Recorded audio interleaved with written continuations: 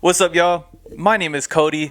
Hope everybody's been doing well. Hope everybody's been handling the quarantine well, being happy, healthy, all that good stuff. Today, I want to talk about some books that I think everybody should read. These books changed my life. I'm very confident that they'll change yours. So I do want to acknowledge that reading has been something that a lot of people do find boring, especially because a lot of people had to read during elementary school for reading logs or in middle school, and it wasn't as enjoyable because we're forced to read these books that we don't even really fuck with, honestly. I want to say that was the same way at first, and then when I started reading when I got older, it was much better. But I do have 5 really cool books that I think everybody will enjoy.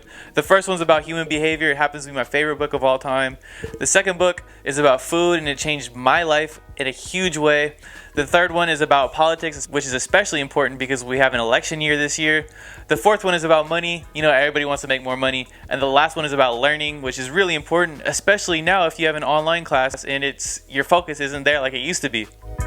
So I want to begin with my favorite book. It's called Behave. It's about the biology of humans at our best and our worst. It has 17 fire chapters. The entire book from start to finish is great. He has so much valuable information. He starts from, he talks about the brain. He talks about culture of honor. He talks about everything, bro. The book is so fire. It's for sure the best book I ever read. I read it over winter break. The next one I want to talk about is called How Not to Die. This is the one that changed my life the most out of all of them. The book was fire. He talks about all the foods that are good for preventing and reversing disease. So if you have a family history of heart disease or hypertension or breast cancer or something like that, he has the foods that'll make sure that it doesn't happen to you. The second half of the book is his daily dozen, which is all the foods that he recommends you eat in a day. So some fruits, some vegetables, some beans, some grains, some spices, some nuts and seeds, some flax seeds, a bunch of different foods that have all these health benefits that'll make us live a long, healthy life free of disease. So if you're interested in that, I definitely recommend it. He also released a book back in December called How Not to Diet, backed by scientific research. That book is fire too. This one happens to be about politics, and this is especially important during an election year. So the book is split into 3 parts. It has a little social cognition part where he talks about an elephant and a rider. So a lot of people think that we're happen to be this logical, left brain people, but turns out we have an elephant and a rider analogy where our logic is our rider and then our emotions is the elephant. And sometimes we can't really steer where the elephant goes. The second third of the book is about political psychology, which is what's the difference between a Democrat and a Republican's brain? What's the difference between a Libertarian's brain and all of them? What are the genes that they have that are different? What is their personality experiences on the big 5? What's different about it? And he goes in depth about all of it. And he talks about morality. He talks about hella cool stuff in the book. The last part of the book is about some evolutionary stuff. It has anthropology. It has a bunch of other cool stuff. He talks about religion. So if you wanted to know why religion was formed, he has an explanation and a theory why.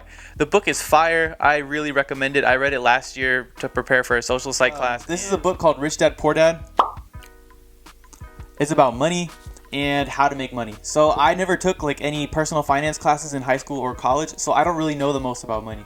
But he helps me with how to be smarter with my money, how to make better investments, and anything like that. So if you're interested in personal finance and making some more money, that book is the one. It's really cheap. You can find it in thrift stores. You can find it on Amazon for less than $10. The last one is called A Mind for Numbers, How to Succeed in Math and Science Even If You Flunked Algebra.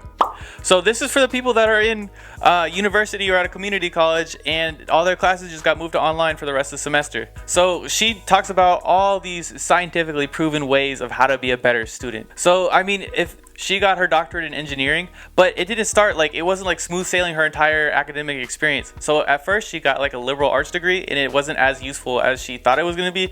She went back, she got a bachelor's in engineering, and then she got a doctorate in engineering, and she became a professor at Oakland University. And so she wrote this book on how to succeed because she didn't start out being this science whiz or this math whiz, and she wanted everybody to know that it's totally fine because not everyone is a natural when it comes to that stuff, and she wants to let you know that it's okay if you're not a natural at it. And this book helped me out so much. I've been using the methods that she suggested during the semester, and I've been a much more successful student because of it. And those are the 5 books that I recommend. I hope that y'all enjoyed it. Once again, I hope everybody's doing well. If you have any feedback, please let me know. I always want to make the next video even better. Please, if you can, leave a like, comment, subscribe, or retweet.